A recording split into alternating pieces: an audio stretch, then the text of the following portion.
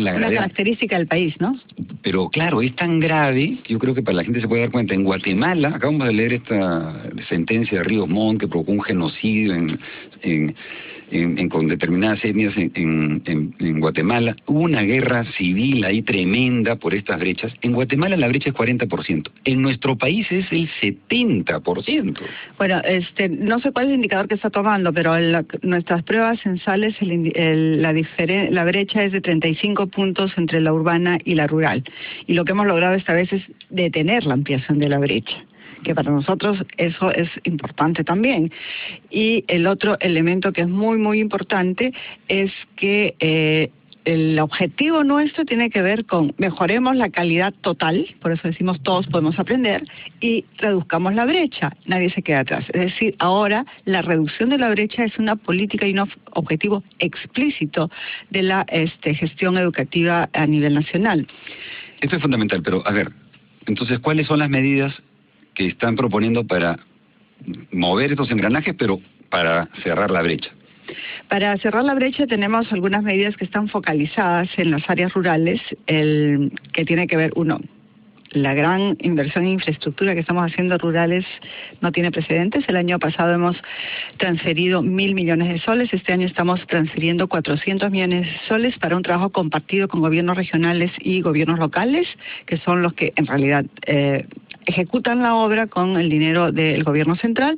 Ya venimos inaugurando la obra 104. Sí, pero espérate, ahorita vamos a llegar a la cuestión de infraestructura. La segunda medida, es por eso digo, aquí las medidas van en paquete, porque para cambiar las cosas tienes que ir en combo. ¿No es cierto? La segunda medida que tenemos es un mejoramiento de los materiales educativos y un añadido que es la promoción y la capacitación para un mayor uso de los materiales educativos, llámese textos escolares, llámese cuadernos de trabajo, llámese material didáctico en general. En el área de materiales educativos también tenemos la repotenciación de lo que son los recursos informáticos. Estamos repotenciando y trabajando muchísimo con los profes y su capacitación para el uso de los recursos informáticos. El Perú repartió casi 1 millón de computadoras. Teóricamente no debería haber ninguna escuela sin computadoras en el Perú, rurales incluidas, por supuesto. Si falta alguna, que nos avisen porque se ha quedado en el camino. Y lo que estamos haciendo ahora es que tengan material para usar en esas computadoras. Ese material puede llegar por Internet, donde hay Internet, o puede llegar por vías físicas, en USBs o en discos, para que se usen en las escuelas. El otro tema que se trabaja mucho a nivel focalizado es la estrategia que llamamos de acompañamiento pedagógico. Cada región tiene focalizadas un grupo de escuelas rurales en las cuales hay que hacer un trabajo adicional, y ese trabajo es el de acompañamiento pedagógico, en donde una persona, un docente, va a hacer trabajo y asistencia técnica directamente en el aula con el docente y sus estudiantes para ayudar a remontar dificultades. Las escuelas que están en este programa focalizado de acompañamiento pedagógico son las que tienen mejores resultados en el país. Bueno, eso es clave, ¿no? Creo que son dos ideas clave, combo y focalización. Efectivamente. ¿No? Y el otro, en el tercero en el que estamos, tiene que ver con la gestión, ¿no es cierto? Y con la gestión está todo el proceso de cómo estamos mejorando, trabajando el modelo de escuela.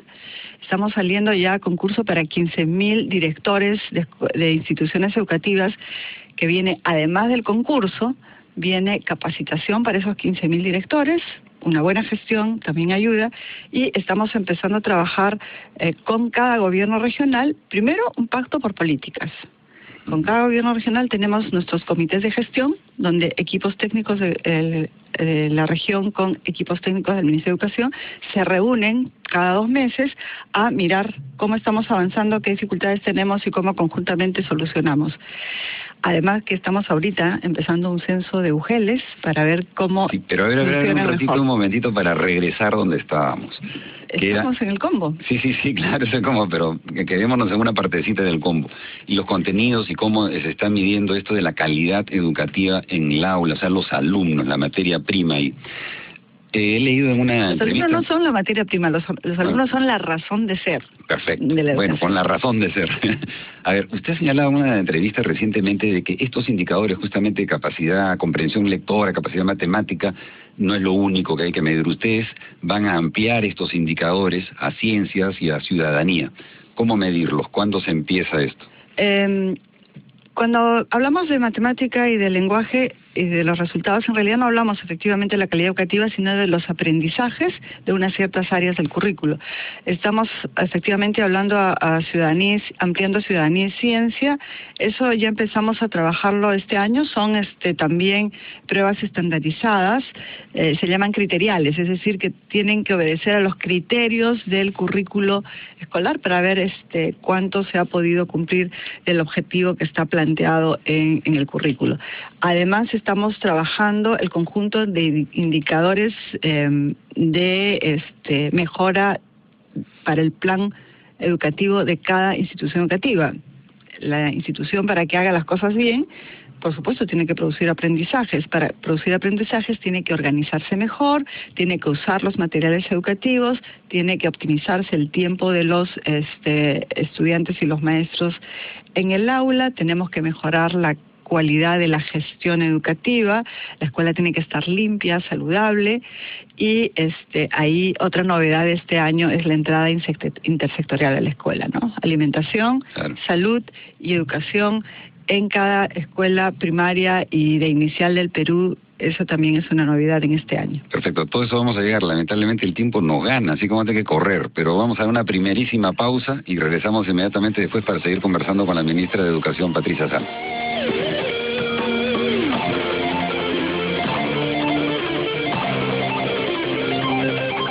Volvemos con la palabra de los protagonistas y las razones sobre los temas que importan, porque hablando se entiende la gente. Evitar la contaminación sonora es tarea de todos. Seamos partícipes de la solución y no del problema. Por eso, no uses la bocina del automóvil salvo en situaciones de inminente peligro. Solicite que bajen la música en los lugares públicos cuando la considere elevada. Levántate en el primer aviso de tu despertador y evita reprogramarlo. Cada vez que suene estará contaminando tus oídos. Es un consejo de Radio San Borja, líder en peruanidad. Hora 6 con Fernando Llamosas, de lunes a viernes a las 6 de la mañana por Radio San Borja, líder en peruanidad.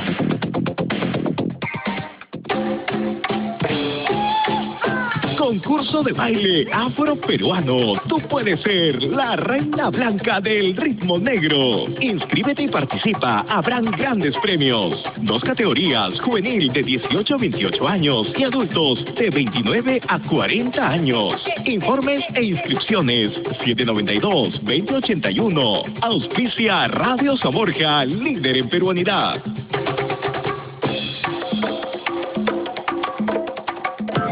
Radio San Borja es noticias, deportes, cultura, entretenimiento, música, consejos, peruanidad. Escúchanos en los 91.1 FM y en nuestra página web www.radiosanborja.com. Radio San Borja, la radio líder en peruanidad. Continuamos con Hablando se entiende la gente. Seguimos en Hablando se entiende la gente. Puede seguirnos en Twitter en @hablamosgente, y estamos conversando con la ministra de Educación, la señora Patricia Salas. Retomamos el tema. A ver, una cuestión clave. Ya hemos hablado de los contenidos, en fin, los aprendizajes fundamentales, pero la revisión entonces del marco curricular, ¿qué van a aprender finalmente los alumnos, no?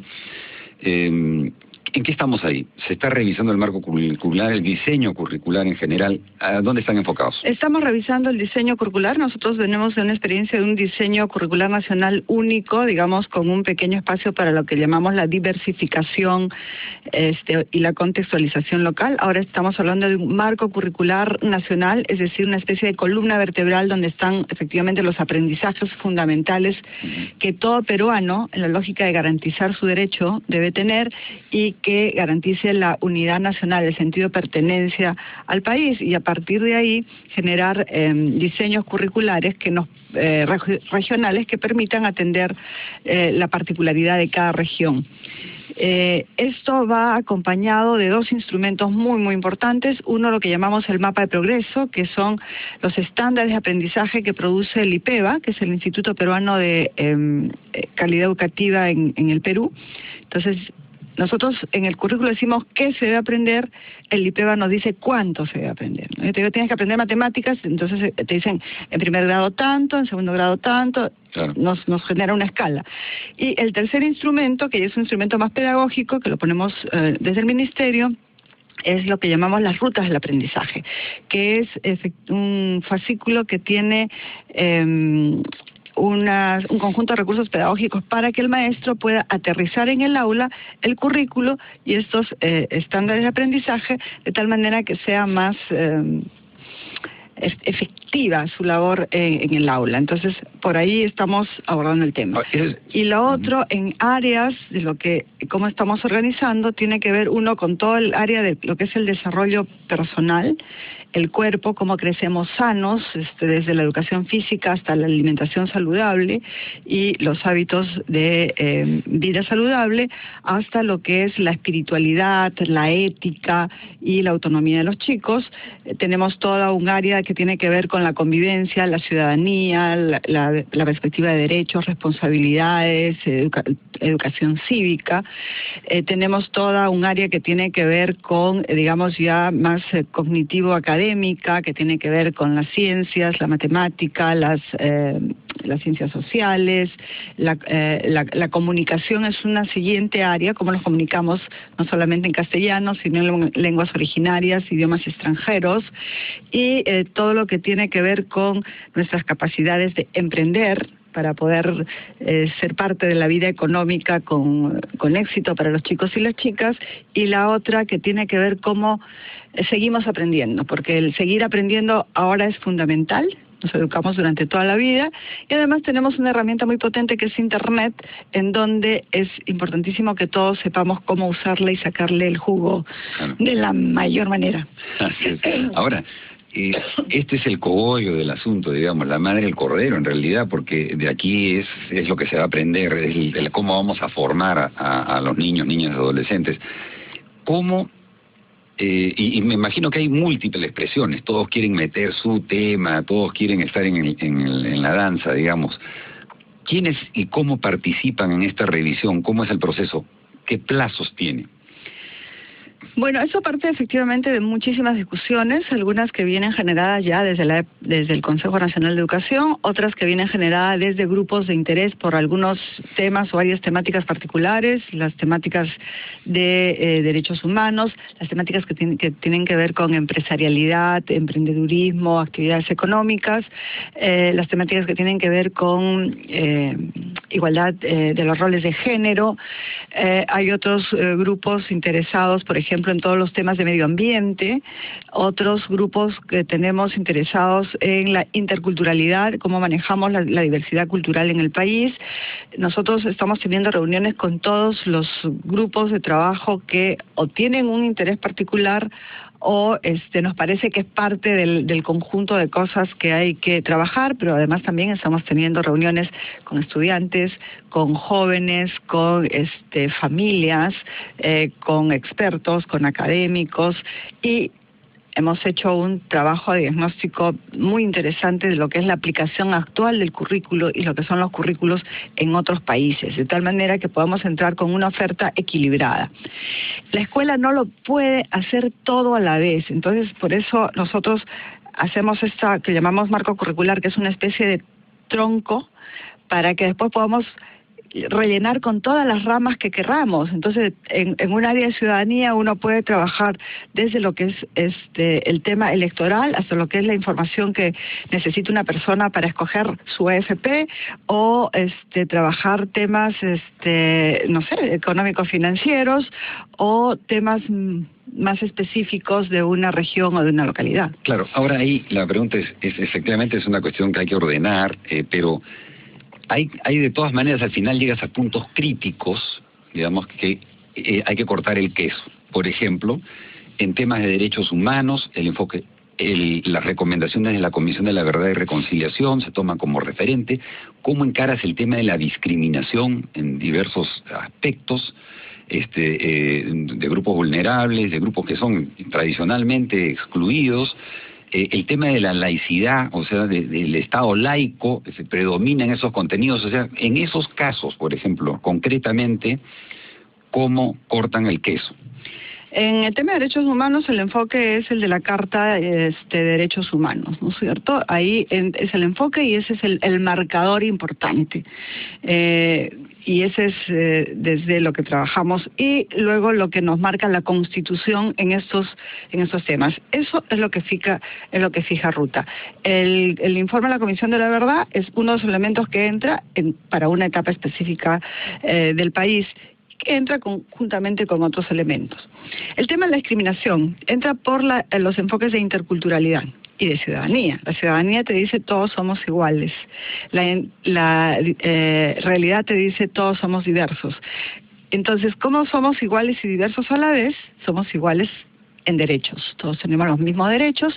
Somos diversos porque tenemos diferentes trayectorias culturales o personales, etcétera. Y para eso tenemos el enfoque de interculturalidad, que es decir, cómo te relacionas con una persona que es diferente a ti, por cualquier motivo.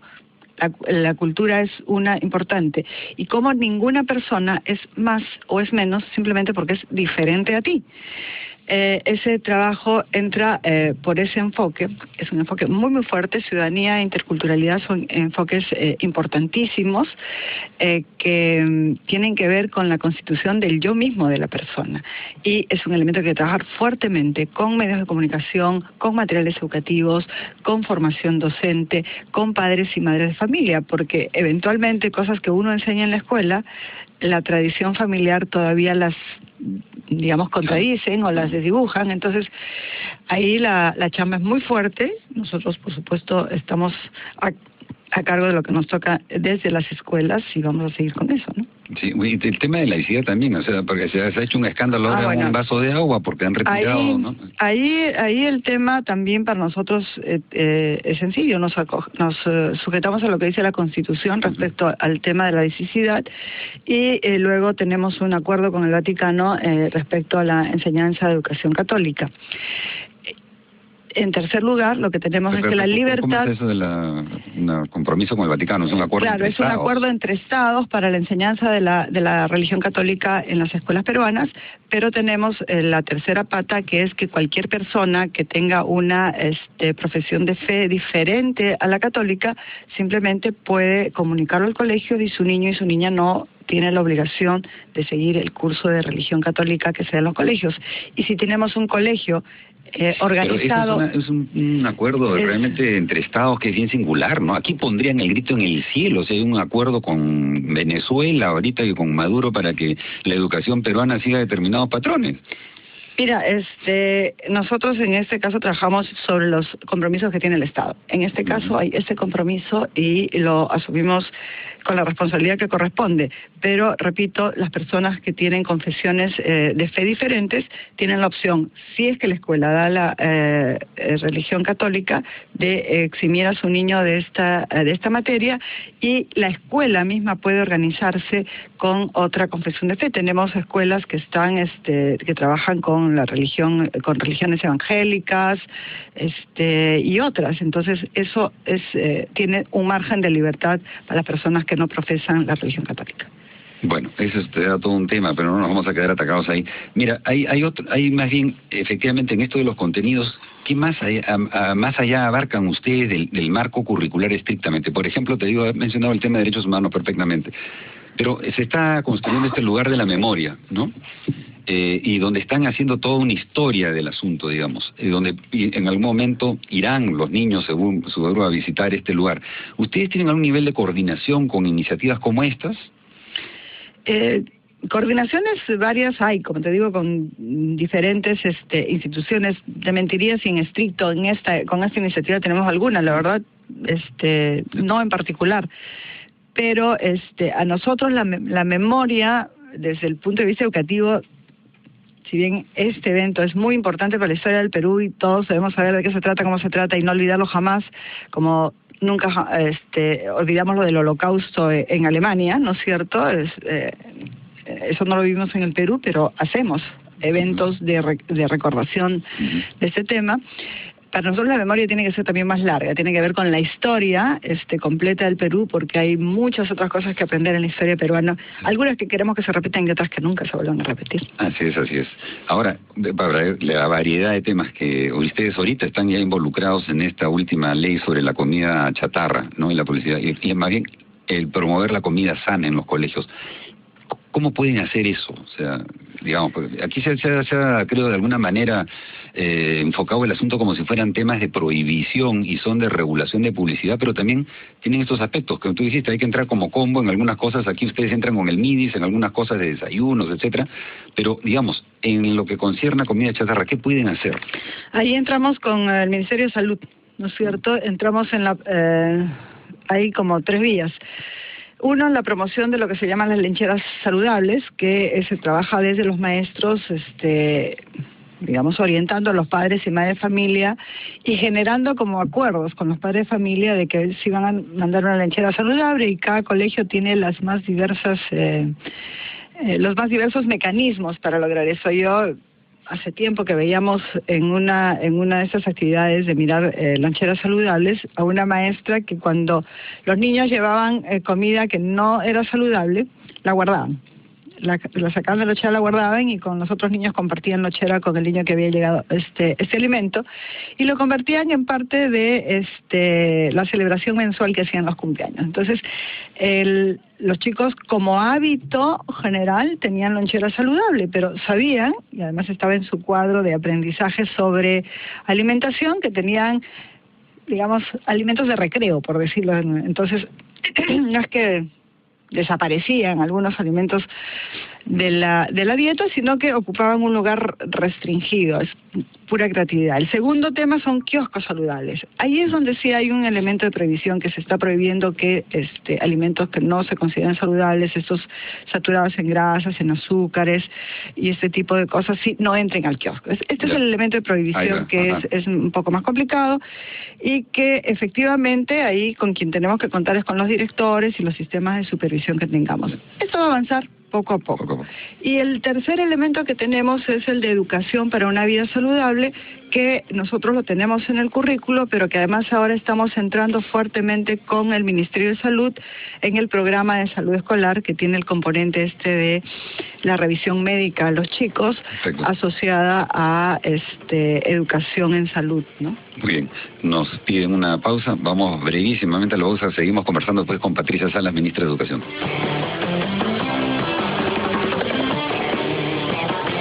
Volvemos con la palabra de los protagonistas y las razones sobre los temas que importan, porque hablando se entiende la gente. Radio San Borja le recuerda: prevenir situaciones de riesgo es la primera regla para vivir seguro. Por eso, cuando camine sobre la acera, hágalo alejado del borde que da hacia la calzada. Así evitará los posibles arrebatos. Radio San Borja, líder en peruanidad. Juntos por la seguridad. San Borja FM celebra el regreso de uno de los grandes jockeys de los años 80, Iván Noguera. Recuerda, todos los domingos de 9 a 10 de la noche, tú tienes una cita musical con Iván Noguera y Sentimientos por los 91.1 de Radio San Borja. Este y todos los martes te invitamos a sintonizar Latidos de la Ciudad para conocer más sobre nuestro distrito y los temas que interesan. Latidos de la Ciudad, el programa de la Municipalidad de San Borja, todos los martes a las 3 de la tarde en Radio San Borja, bajo la conducción de Gloria Granda. Radio San Borja es noticias, deportes, cultura, entretenimiento, música, consejos, peruanidad.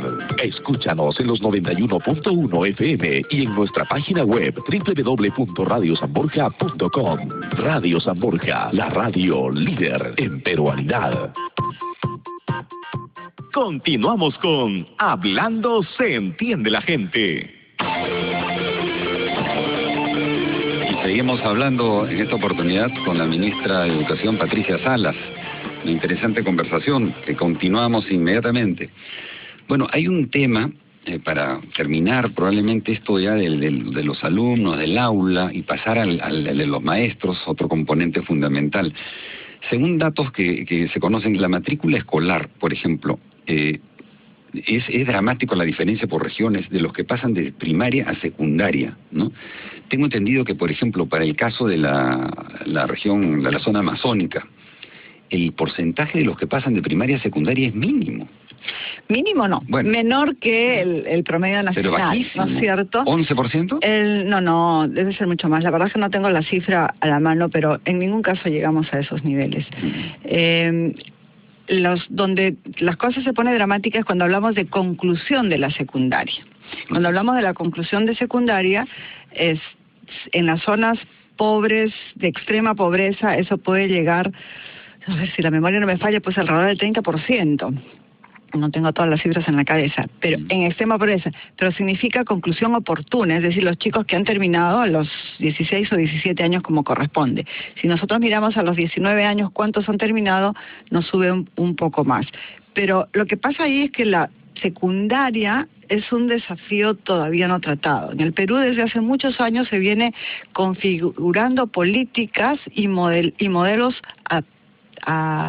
sobre lo que debe ser la primaria. Incluso muchas instituciones, la cooperación internacional han trabajado en modelos pedagógicos para aprender a leer, escribir, matemática, comunicación, ciencia, ciudadanía en primaria, que es todo esto lo que nosotros estamos poniendo en juego en la gestión, pero se ha hecho realmente poco para secundaria. Entonces nosotros tenemos un segundo equipo de trabajo elaborando todo el modelo de la secundaria. Una secundaria primero que sea más atractiva y más pertinente para los adolescentes. Los adolescentes ya tienen la opción de decidir si van o no al colegio a los 14, 15 años, y más jóvenes si están en la selva efectivamente o en algunos lugares de campo o en los puertos, deciden que a veces que el colegio pues no les dice lo que quieren escuchar, o no les sirve para lo que quieren necesitan en su vida. Entonces eso lo estamos retrabajando para ampliar la matrícula y para retener a los chicos en la secundaria, porque tengan una secundaria más pertinente. Y el otro tema que venimos trabajando también paralelamente, que tampoco se ha trabajado, son en las políticas de educación superior técnica y cómo rearmamos el aparato, digamos, institucional para darle un vuelo y una consistencia y una calidad a la educación superior técnica que no tenemos, es muy pobre, efectivamente. Tocaremos eso de la educación superior en un momentito, pero a ver, hay otros temas fundamentales ahí en la escuela, especialmente ya en secundaria, digamos. El tema de educación sexual, los embarazos que se producen en adolescentes es enorme, un porcentaje altísimo, también difiere por regiones, pero es muy alto. Que no es culpa de la escuela, ¿no? No, por supuesto, pero digamos, sí habría que encarar ese tema, ¿no? Por supuesto, digamos, en secundaria tenemos temas críticos que tienen que ver con la edad de los chicos. Los chicos están configurándose ahí como individuos, están decidiendo cuál es su personalidad, se están diferenciando del papá, de la mamá, están aprendiendo a hacer lo que quieren ser y lo que no quieren ser. Entonces hay un tema de autonomía y de formación del sí mismo de los chicos que hay que afrontar en la escuela de manera explícita, ¿no es cierto? Hay la demanda de efectivamente cómo llegas a tu edad adulta en mejores condiciones, es decir, ser papá o ser mamá muy muy joven está, digamos, probado que va a ser una dificultad para lograr luego algunos objetivos en la vida. Y tiene una incidencia directa en los estudios, abandonan los estudios, no es una de las causas. Bueno, para empezar, no está escrito en ningún lado, es más, está prohibido que los chicos o chicas que estén esperando a un niño tengan que salir del colegio. Tienen los niños, las niñas, sobre todo que están embarazadas, deben seguir en el colegio y el colegio las debe seguir acogiendo. Claro. No debe discriminarlas por este motivo. Más bien sí es muy importante generar alrededor de un evento de esto es un conjunto de reflexiones con el resto de chicas y chicos y con los padres y madres de familia. El otro campo de interés para los jóvenes es el tema de habilidades laborales, ¿no es cierto? Que hay que afrontarlas también. El otro campo que hay que abordar con ellos con muchísima claridad es cómo trabajamos su tiempo libre, y el otro campo de interés importantísimo para ellos es cómo están listos para seguir estudios superiores, ¿no es cierto? Ahí hay una gama de necesidades que tienen los estudiantes adolescentes que la secundaria no ha podido, digamos, organizar del todo, y que ahora estamos tratando de organizar, ¿no? Muy bien, parece muy interesante. Ahora sí, pasemos, maestros, ¿qué tan álgido es ahí el problema? Efectivamente se ha hecho un paso adelante, digamos, con la ley de reforma magisterial. Hay una serie de procesos en curso, ¿no? De repente si nos vamos por ahí nos vamos a demorar demasiado. Ya está el nuevo reglamento, en fin. Pero y hay estímulos en la ley de reforma magisterial. Creo que la cosa, digamos, de alguna manera está encaminada ahí. Sin embargo, hay un asunto que es de fondo, que también he visto que lo has mencionado en una entrevista reciente. La reconciliación de la sociedad con los maestros, de los maestros con la sociedad. Hay un tema de fondo ahí. Eso es clave, es muy importante que los peruanos, las peruanas, la sociedad peruana encuentre una vía de confiar en sus maestros y sus maestras. Los maestros son buenas personas, que por allí algunos que otros falten a su responsabilidad, es algunos que otros. Estamos mejores que los abogados, ¿sí? Sí, por favor. En todas las profesiones y en todas las ocupaciones tenemos personas que lo hacen mejor, que lo hacen peor, etcétera. En el caso del magisterio, lamentablemente hemos producido generalizaciones que, en lugar de ayudar a que los que lo hacen bien quieran seguirlo haciendo bien, se desanimen y sientan que los otros pueden tener razón. En todo caso, también hay que reconocer que en el caso del magisterio hay un abandono, pues, de décadas, tanto en sus condiciones laborales como en su propia formación y lo que significa su prestigio profesional. Entonces, trabajemos en eso, estamos trabajando en eso para encontrar y construir un puente de reencuentro entre la necesaria confianza que debe tener la sociedad en sus maestros, pero también la necesaria confianza que los maestros deben tener en la sociedad en la que se desempeñan. Y en el caso del ministerio, nosotros queremos abrir como dos rutas de relación. La relación que tiene que ver con sus reivindicaciones laborales, que siempre será tensa porque siempre querrán tener mejores condiciones laborales, y el ministerio, teniendo la voluntad de hacerlo, siempre tendrá limitaciones de recursos. Pero la otra ruta es la pedagógica.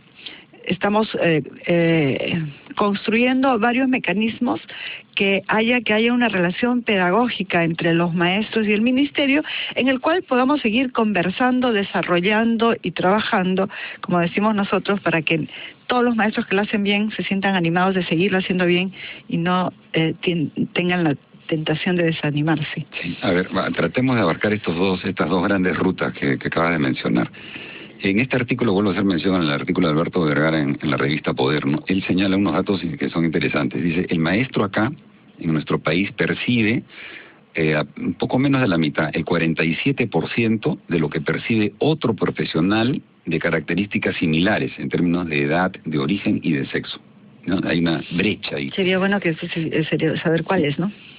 Bueno, ha tomado esa referencia y dice, en Chile, por ejemplo, según los datos que maneja de información internacional, solo hay una brecha de 18%, entonces es una brecha bastante menor.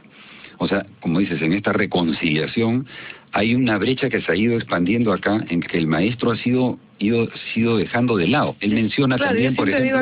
el maestro ha sido abandonado desde hace décadas. Exactamente, él dice, hace 50 años ganaba un maestro en el Perú 5 veces más de lo que gana ahora. Solo los bolivianos, digamos, están peor que nosotros, en términos de cómo se ha ido abandonando al maestro, ¿no? O sea, hay que remontar, pero en un tramo inmenso. Hay que remontar un tramo inmenso. Yo siempre les digo que lo que hemos hecho es dar el primer paso en el proceso, que efectivamente hemos logrado aumentos para todos los maestros. Sabemos que no es todo lo que se merecen y que hay que avanzar mucho más, pero tenemos que reconocer que es un paso importante. El 2013 estamos poniendo 970 y tantos millones en aumentos docentes. Eso repartido entre 300.000 disminuye notablemente, pero lo cierto es que hemos dado un paso en los aumentos docentes y estamos dando paso en otros tipos de estímulos. Estamos lanzando los programas de becas para maestros, estamos duplicando las horas de capacitación para los maestros en los programas de acompañamiento pedagógico. Vamos a salir con más estrategias de formación para maestros para que no se sientan solos en su chamba, ¿verdad? Ahora, justamente ahí, por ejemplo, claro, viste, en Finlandia hay una gran diferencia. Un maestro pues es una persona respetadísima, prestigiada, los mejores van a la escuela. Leí unos documentos, por ejemplo, en Estados Unidos que decían cómo revertimos de alguna manera la caída en la educación. Decían, tenemos que conseguir a los mejores, ¿no? Sí, pero mira, nosotros hemos estado en Finlandia hace un mes y medio, algo así, fuimos con un equipo precisamente para ver esos temas. Y cuando tú preguntabas, ¿y cómo logran tal cosa? Con confianza. ¿Y cuál es tu estrategia para esta otra cosa? Con confianza. Y entonces tú decías, caramba, estás en una sociedad diferente, en donde los ciudadanos confían entre sí y cada uno se hace cargo de la responsabilidad que esa confianza también le confiere, ¿no? Ahora, pero un tema crucial. Hay 1 de cada 5 maestros proviene de colegios nacionales. O sea, donde hoy se está estudiando, dice, con todas las deficiencias y las carencias que se tienen, serán los profesores de mañana. Entonces dice, no vamos a esperar a toda esa generación, digamos, que tiene que venir con una nueva escuela, por decirlo de alguna forma. No, claro, pero por eso tenemos los programas también que lo forman, ¿no? ¿Cómo reconvertimos a los maestros? Ahí hay 2 rutas. Lo que nosotros denominamos la formación continua tiene 2 grandes momentos. La formación inicial, que es la de los pedagógicos y las facultades de educación. En los pedagógicos tenemos un proceso de reforma de los pedagógicos públicos, que son los que están a nuestro cargo y donde tenemos una capacidad de acción directa, digamos. Estamos trabajando algunos pedagógicos que llamamos pedagógicos de excelencia, sobre todo para preparar maestros de educación inicial y para las áreas de intercultural bilingüe, que es donde tenemos el mayor déficit. Con la Facultad de Educación yo espero que podamos entrar en una ruta de coordinación. Todos sabemos que la universidad tiene autonomía y su autonomía le plantea que puede tener el número de estudiantes que considere conveniente, que puede tener las carreras, las especializaciones o las rutas de formación que consideren convenientes. Cierto es que siempre toman como señal muy importante el currículo, pero ahí hay un pendiente efectivamente que trabajar. Y luego, para no esperar todos los años del mundo que signifique las nuevas generaciones de maestros, está la formación en servicio, ¿no? Que son los programas también que directamente trabajamos desde el Ministerio de Educación conjuntamente con gobiernos regionales, que es la gran tarea que tenemos, porque recordemos también que la gestión educativa está bajo responsabilidad de los gobiernos regionales en todo el país, salvo Lima Metropolitana. Entonces, la coordinación y el mejorar las capacidades y las voluntades en los gobiernos regionales es fundamental. Con este tema vamos a regresar inmediatamente en el último bloque del programa. Vamos a una pausa, estamos conversando con Patricia Salas, ministra de Educación.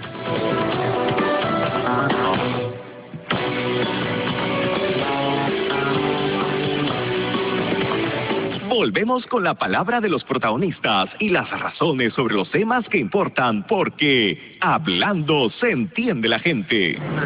Evitar la contaminación sonora es tarea de todos. Seamos partícipes de la solución y no del problema. Por eso, no uses la bocina del automóvil salvo en situaciones de inminente peligro. Solicite que bajen la música en los lugares públicos cuando la considere elevada. Levántate en el primer aviso de tu despertador y evita reprogramarlo. Cada vez que suene estará contaminando tus oídos. Es un consejo de Radio San Borja, líder en peruanidad. Este y todos los domingos desde las 6 de la tarde sintoniza el programa Palabra del Perú por Radio San Borja 91.1, líder en peruanidad. Todos los domingos desde las 11 de la mañana, El Defensor de la Justicia, con el doctor Iván Noguera, el Defensor de la Justicia por Radio San Borja 91.1, líder en peruanidad. La blanquirroja en el pecho. Pronto, primer festival. Lo nuestro es primero. Radio San Borja, líder en peruanidad.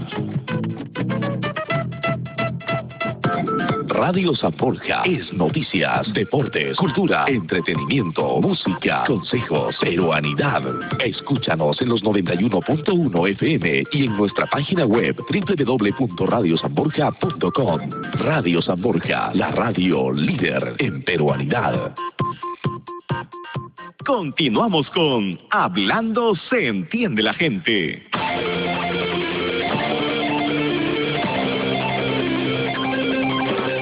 Estamos en Hablando se entiende la gente y estamos hablando con Patricia Salas, ministra de Educación, ya preocupados que este es el último bloque y nos gane el tiempo. Bueno, habíamos cerrado el bloque anterior hablando ya prácticamente de los gobiernos regionales y su rol. Ustedes son un ente rector. Así es. Son un ente rector con dientes, o cada quien hace como mejor puede y entiende. ¿Cómo estamos en la relación con los gobiernos regionales, en este caso, para ver el tema educativo? En realidad estamos construyendo el concepto y lo que significa gestionar en lógica de rectoría, que es lo que nos plantea la ley de bases de descentralización y la orgánica del Poder Ejecutivo. Entonces, los dientes que nosotros estamos desarrollando es la coordinación intergubernamental. Entonces, cómo con cada presidente regional o con los presidentes regionales en conjunto somos capaces de poner lineamientos, instrumentos y estrategias y movilización, que es otro elemento que trabajamos muchísimo para lograr aprendizajes.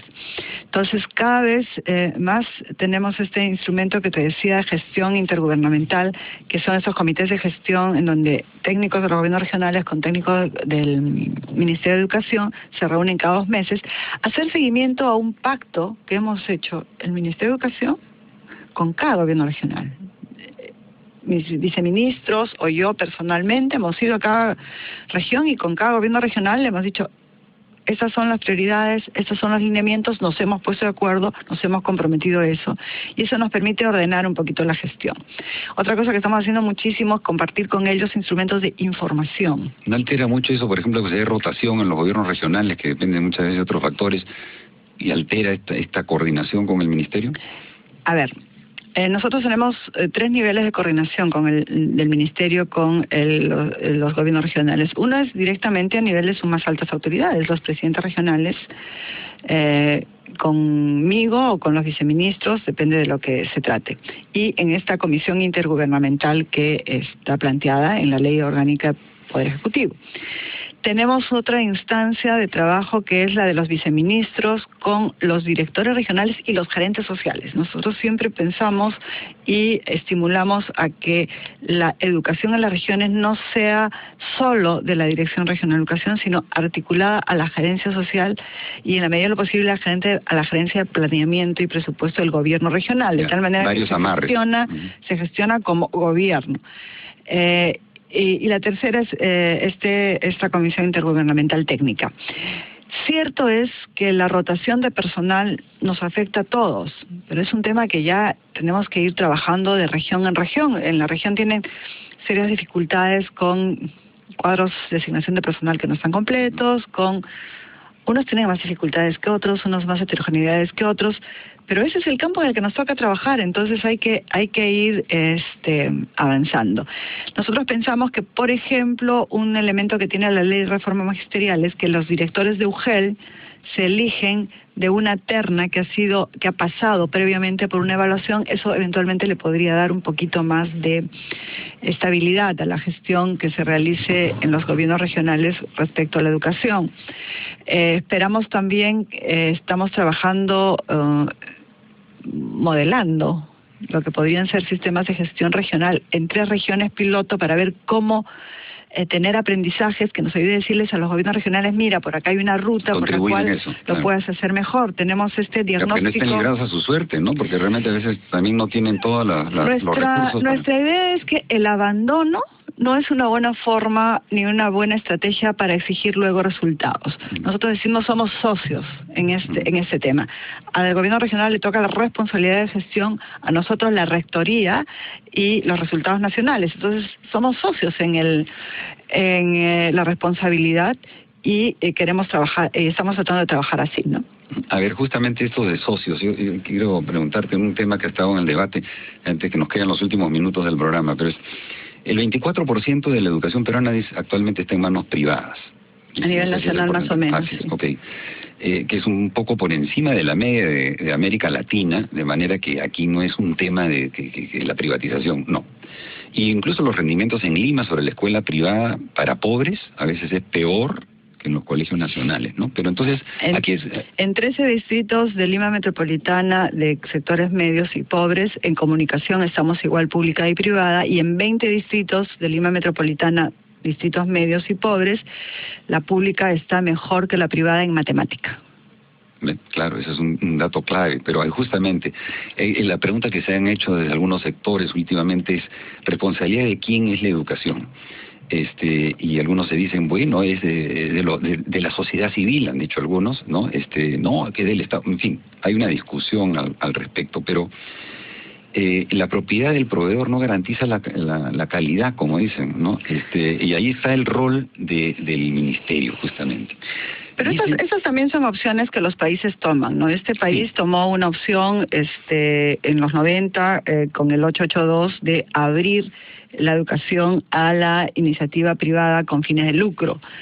Y eso ha desembocado en, digamos, la situación actual, que hace que el padre de familia, cuando reclama o quiere reclamar acerca de la calidad educativa, no tenga que mirar primero al Ministerio de Educación, sino primero a Indecopi.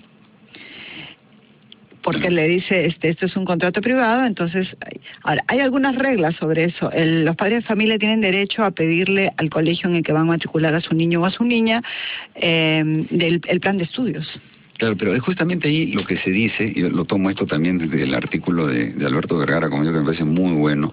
Él dice, aquí en el país pareciera que la educación pública está reservada únicamente para los más pobres. No ocurre en otros países del mundo.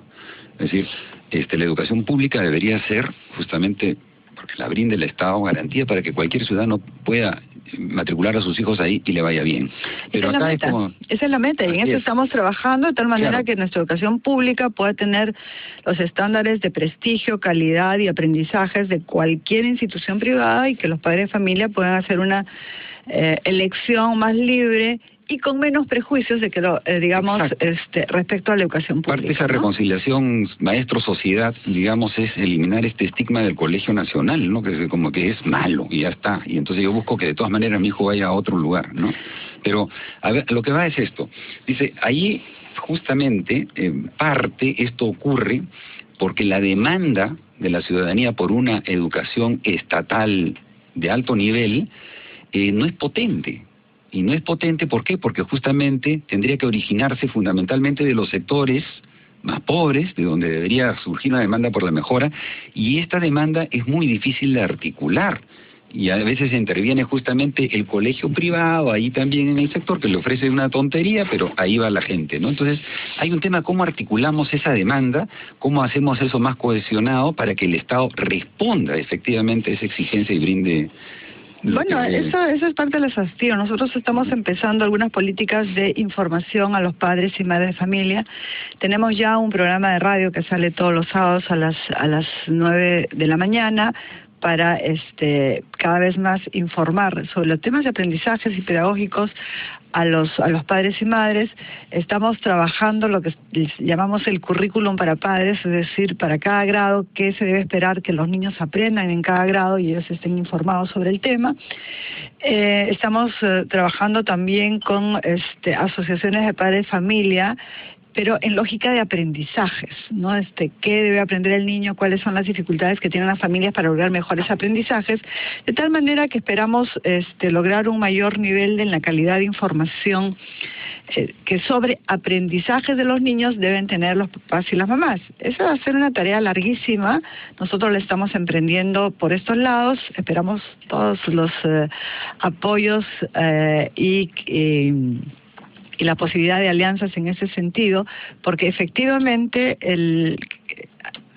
una de las fallas del mercado es cuando hay asimetría de información. Exacto. Ahí el mercado no funciona. Y en temas especializados, como es educación, el papá no tiene por qué saber lo del maestro, porque entonces sería maestro también.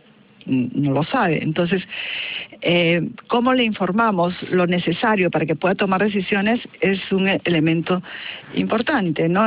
Ahí hay, como te digo, toda una ruta de trabajo. ¿Cuánto se puede articular de eso? Ojalá que vayamos avanzando para que autoridades locales, regionales, medios y otras organizaciones de sociedad civil nos ayuden a hacer correa de transmisión sobre algunos elementos críticos o, si quieres, fundamentales que se necesiten de parte de las familias para tomar decisiones sobre educación más allá de viejos estereotipos que no ayudan, ¿no? Sí, y un esfuerzo para valorar la educación pública, ¿no? O sea, revalorizarla en términos de la concepción y del aprecio que puede tener la ciudadanía sobre la educación pública. Claro, y eso yo espero que esas poner claramente la información, como lo que acabamos de hacer de Lima Metropolitana sobre lo que son logros de educación pública y privada, sea una señal clara a los padres y a las madres de qué está pasando con cada una. Yo quiero aprovechar, antes de que terminemos, Hans, de invitar a los maestros y a las maestras a inscribirse en la convocatoria a las palmas magisteriales. Las palmas magisteriales son una distinción que el Estado da anualmente a los maestros en 3 grados. El grado educador para los maestros de aula, que hacen cosas bien hechas en su aula. El grado de maestro, que es para maestros que hacen aportes importantes a su región, y el grado de mautas para los que hacen aportes importantes al país. No importa de qué parte, desde cuál de los rincones de la patria, pero que sean de valor nacional. Entonces invitamos a todos los maestros y maestras que se inscriban. El 30 de mayo es el límite de inscripciones. Hay una preselección, deben venir 5 maestros de cada región en el grado de educador, 3 maestros en grado de maestro y todos los que quieran para el grado de mauta. Los esperamos a todos. Ojalá, que bien que vaya. Esto es uno de los estímulos de la ley de reforma magisterial, si no me equivoco, ¿no? Este es un poco más antiguo, pero lo estamos retomando y revalorizando, ¿no? Perfecto. Bueno, se nos ha acabado el tiempo, lamentablemente. Creo que queda invitada para los próximos 2 programas, por lo menos, para seguir tratando todos los temas que se nos han quedado en el tiempo. Voy a tener que tener mi propio programa. Sería extraordinario. Bueno, muchísimas gracias por haber participado. Creo que ha sido muy ilustrativa la participación de Patricia Salas, ministra de Educación, en Hablando se entiende la gente. Que tengan un bonito domingo y nos vemos el siguiente fin de semana de 9 a 10 de la mañana.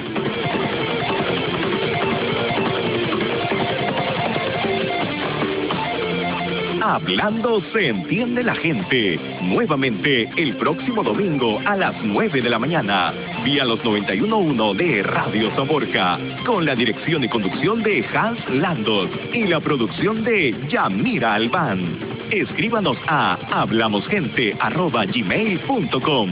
Síganos en Twitter @hablamosgente y @Radio Zamorca.